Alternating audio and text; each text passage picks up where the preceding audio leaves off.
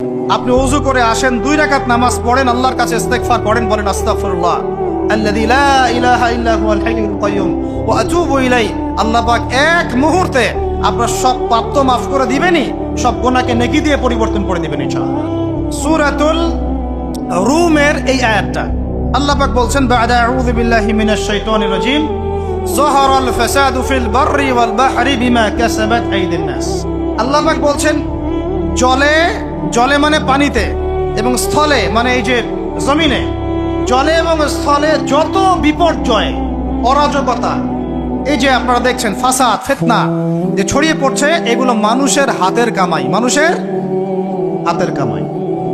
বনভূমি উজাড় করেছে কে? জিন না মানুষ?